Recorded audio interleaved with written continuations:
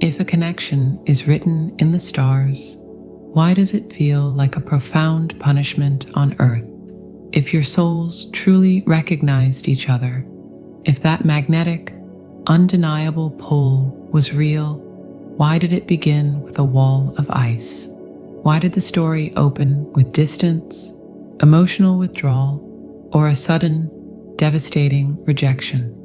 You are not imagining things, you are not crazy, and you are certainly not naive. You have lived enough life to know the difference between an ordinary romance and a collision of destinies. You are sophisticated. You have done the work. You have built a life of substance. And yet, this connection brought you to your knees. You met them. The recognition was instantaneous. It felt like coming home, but almost as quickly as the door opened, it slammed shut. The person who looked at you as if they had known you for 1,000 lifetimes suddenly turned away. They became cold. They became logical. They became a stranger. And you were left standing in the wreckage, holding a love that felt entirely sacred, wondering how something so divine could cause so much human agony. You are exhausted. You are tired of waiting. You are tired of being the one who understands, the one who holds the vision, the one who does the heavy lifting in the unseen realms. You don't need another fairy tale today. You don't need false hope. You need to understand the architecture of this pain. Today, we are going to deconstruct the illusion of this rejection. We are going to look at it through the lens of spiritual psychology. And by the end of our time together, you will understand exactly why this profound love had to begin with a shattered mirror.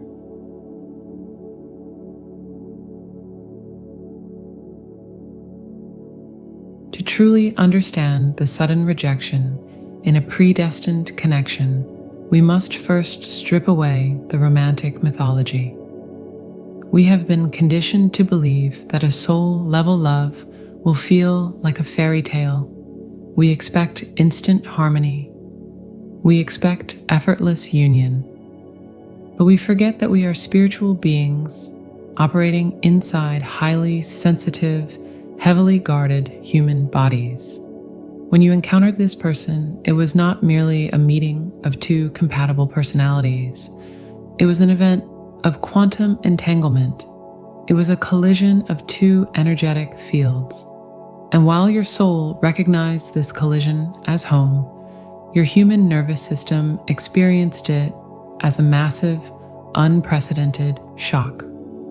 In Carl Jung's depth psychology, there is a concept of the ultimate mirror. When two souls of this exact resonance collide, they do not just reflect each other's light. They reflect absolutely everything. They reflect the unhealed wounds. They reflect the buried traumas. They illuminate the fragile ego constructs that have taken decades of careful, exhausting work to build. You must look at this dynamic not as a romantic failure, but as a psychological phenomenon. Enter the avoidant soul. You must understand how the unawakened counterpart experiences this profound connection. When they first met you, they felt the exact same absolute intimacy that you did. The magnetic pull was undeniable to them, but to their specific nervous system, absolute intimacy does not feel like love. It feels like annihilation. For their entire life, the avoidant soul has survived by maintaining strict control. They built a fortress around their heart. They learned to rely on logic. They learned to rely on distance. They engaged only in superficial attachments that did not threaten their core identity. This was their survival mechanism. It kept them safe. Then you arrived. You bypassed every single one of their security systems. You did not have to try. Your mere presence unlocked doors they had spent a lifetime cementing shut.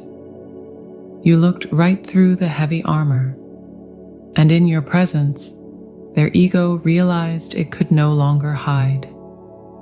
To the avoidant soul, this love is an existential threat. Their sudden withdrawal is not a lack of feeling. It is a massive, overwhelming surplus of feeling. Their nervous system literally short circuits. They are flooded with a terrifying vulnerability that their body perceives as mortal danger. They do not run from you. They run from the ego death that you represent. They reject the sacred connection because it is the only way their panicked mind knows how to regain a sense of earthly gravity. They retreat behind their walls to remember who they were before you dismantled them. And what happens to you in the wake of this sudden coldness? Enter the holder of space. Enter the anxious heart. When they pull away, your own primal wounds are instantly ripped open. The deep, ancestral wound of abandonment is triggered. The agonizing wound of not being chosen rises to the surface. Because you are spiritually awake, your survival mechanism looks very different from theirs. You do not run, you cling. You try to fix the dynamic. You try to analyze their psychology. You spend hours trying to understand their trauma. You send them unconditional love. You try to bridge the painful gap in the unseen quantum field. You believe that if you just hold enough space, if you are just patient enough, you can heal them. But this, too, is a survival mechanism. Your spiritualization of the connection is how your ego attempts to regain control over a deeply unsafe situation. Every time you lean in, you apply immense pressure to their already overloaded nervous system. Your desire for closeness feels like a demand they cannot meet. You inadvertently become the very storm they are desperately trying to escape. They pull back further to find air. You reach out further to find ground. It becomes a relentless, exhausting cycle of energetic pursuit and evasion. You are both caught in a magnificent, terrifying paradox. The unawakened counterpart rejects the love in order to survive the spiritual awakening. The holder of space clings to the love in order to survive the physical rejection. You are perfectly mirroring each other's deepest, most entrenched survival mechanisms. This is why the pain is so acute. It is not just heartbreak. It is the agonizing friction of two egos being dragged into the light. The rejection is the precise mechanism required to force both of you out of your habitual coping strategies. It is perfectly designed. It is incredibly painful. And it is the only way the deeply buried shadow could ever be brought to the surface for true integration.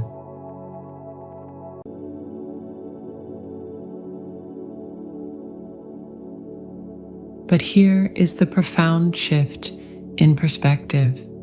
Here is the truth that will finally release you from the agonizing waiting room of your own life.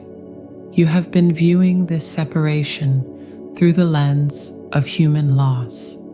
You have been looking at the shattered mirror and believing that something went terribly wrong.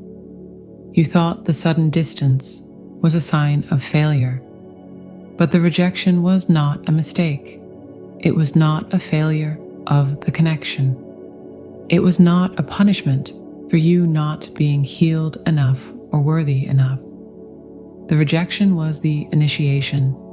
It was the only way this profound energetic event could actually fulfill its intended purpose. Think of the cosmos. Think of the precise and violent physics required for a star to be born. A star is not created in a state of tranquil peace. It is born when a massive cloud of dust and gas collapses under its own immense gravity. It is a highly pressurized, chaotic, and destructive event. The pressure becomes so intensely concentrated that the core finally ignites. This predestined connection is exactly that. It is a gravitational collapse of your old, limited identities. It is the necessary destruction of the ego structures that have kept you small. If the two of you had come together immediately, if there had been total harmony from the very beginning, if there was no separation, the sheer voltage of this connection would have consumed you both. You simply were not ready to hold that much light. Neither were they. The human nervous system must be conditioned to hold this level of frequency. If the entire ocean tries to pour into a river all at once, the riverbanks are completely destroyed. The structure must be widened first. The capacity must be built. The avoidant soul had to walk away so that you could be forced to look at your own structural foundation. Let us be brutally honest about what would have happened if they had stayed. As long as they were in the room, you would have made them your God. Because the connection felt so divine, you would have externalized your own divinity. You would have poured all of your precious spiritual energy into healing them. You would have dedicated your life to saving them. You would have worked tirelessly to maintain the connection at the expense of your own evolution. You would have completely abandoned yourself. You would have used this beautiful, sacred love as the ultimate distraction from your own internal shadows. Therefore, their rejection was not a betrayal. It was the universe's most brutal yet most profound act of compassionate intervention. The sudden silence was a necessary vacuum. It forced your energy to stop flowing outward toward them. It forced your awareness violently back into your own physical body. It forced you to sit in the quiet, terrifying emptiness within yourself. This was the very emptiness that you desperately hoped their love would permanently fill.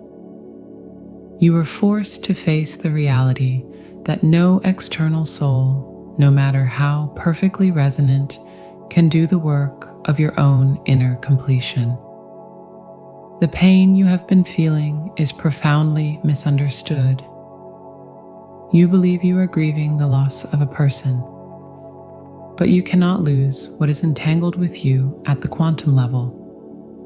In the realm of pure energy, separation is an absolute illusion. The agony you feel is not the pain of losing them. The pain is the physical sensation of your own soul expanding. It is the breaking of the rigid shell that enclosed your previous understanding of love. It is the painful, necessary stretching of your consciousness. You are feeling the growing pains of your own spiritual maturation. This is not a romantic tragedy. This is a spiritual crucible. It is the intense heat required for true psychological individuation. The avoidant soul played their role perfectly. They triggered the exact sequence of events needed to force you into your own sovereign power. They gave you the ultimate gift of their absence. Without their retreat, you would never have discovered the unshakable foundation that exists solely within yourself. You would have remained dependent on their presence for your peace. You are not a victim of a failed romance. You are an active participant in a masterful cosmic design. The pain was the chisel striking the marble. It was clearing away everything that was not your true self. The separation was designed to break your reliance on external validation. It was designed to return you to your own center. When you finally see the rejection as an act of profound cosmic grace, the suffering immediately begins to dissolve. You stop fighting the current. You step out of the illusion of abandonment and step fully into the reality of your own awakening.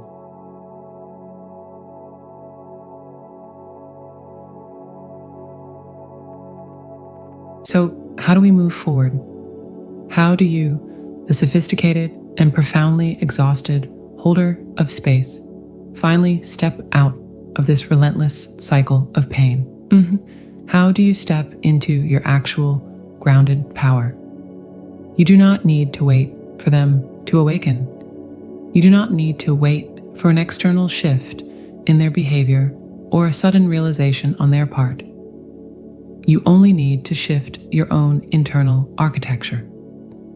The power to change this dynamic has always rested entirely in your hands. Here are 3 profound psychological and energetic shifts you can make today to completely rewire this connection from the inside out. The first vital movement is shifting from waiting to anchoring. Right now, your human nervous system is trapped in a chronic state of hypervigilance. You are constantly scanning the horizon for their return. You are waiting for a text message. You are looking for a sign from the universe. You are obsessively tracking every subtle shift in the energetic field. You must realize that this perpetual waiting is a profound act of self-abandonment. Every single moment you spend analyzing their psychology is a moment you are not inhabiting your own body. Every moment you spend tracking their spiritual progress is a moment you are neglecting the evolution of your own soul. You must stop this outward bleeding of your energy. Instead, you must become the anchor. You must consciously regulate your own nervous system. You must bring all of your scattered, anxious energy back into your physical form. The holder of space must first and foremost learn how to hold space for themselves. When you anchor deeply into your own life, everything changes. When you find genuine joy, unwavering stability, and profound peace without their physical presence, you fundamentally alter the quantum dynamic. You immediately stop pulling at their energetic field. By withdrawing your anxious pursuit, you give their nervous system the silent, energetic permission it needs to finally stop running. You become a safe, grounded harbor rather than a demanding, chaotic storm. The second necessary movement is reclaiming the projected gold. In Jungian psychology, there is a powerful concept known as the golden shadow. We frequently project our own unacknowledged brilliance, our own divinity, and our highest potential onto the people we deeply love. Because this specific person felt so incredibly divine, so perfect, and so cosmically aligned with your soul, you convince yourself that they held the ultimate key to your wholeness. You believed they were the exclusive source of the magic you felt. They are not. The breathtaking divinity you saw in them was actually your own reflection.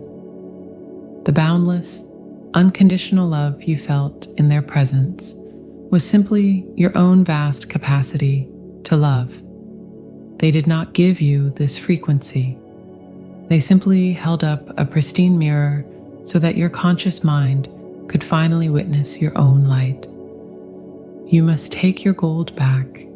You must acknowledge that the profound magic you felt in their presence is actually your own baseline frequency. You possess this radiant light entirely on your own. You do not need them in the physical room to access your own sacredness. You are the source of the exact love you have been desperately trying to extract from them. The third and final movement is the quantum surrender. You must completely drop the human illusion of linear time. The human ego desperately wants a predictable timeline. The ego wants to know exactly when they will return. The ego wants to know when the physical union will finally happen. The ego wants a solid guarantee that all of this agonizing pain and separation will eventually pay off. But this specific caliber of connection simply does not exist in linear time. It exists entirely in the quantum field, where past, present, and future are happening simultaneously. To surrender does not mean you are giving up on the love. It does not mean you are walking away from the profound truth of the connection. It means you are finally giving up the ego's desperate, exhausting need to control exactly how and when this love manifests in the physical world. You are a highly intelligent, deeply powerful creator. You must release the suffocating grip of control. You must let the tangled threads untie themselves at their own perfect divine pace. You must trust the immense, undeniable gravity of the connection itself. If this love is truly predestined, it simply does not require your constant, anxious management. It requires your profound, unshakable trust. It requires you to live your life fully, right now, exactly as you are.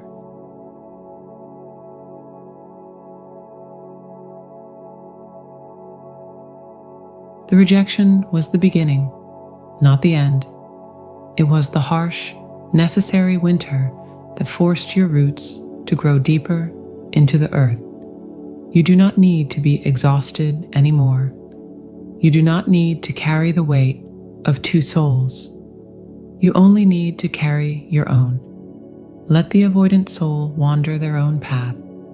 Let them face their own shadows in the dark. Trust that the same universe that brought them to you is perfectly capable of waking them up. Your only job is to become so deeply rooted in your own peace, so profoundly in love with your own life, that whenever they do look back, they see a lighthouse, not a storm. You are whole. You have always been whole. The love you are seeking is already breathing through you. Thank you for sharing this space with me today. Until next time, stay anchored, stay present, and remember, the universe makes no mistakes.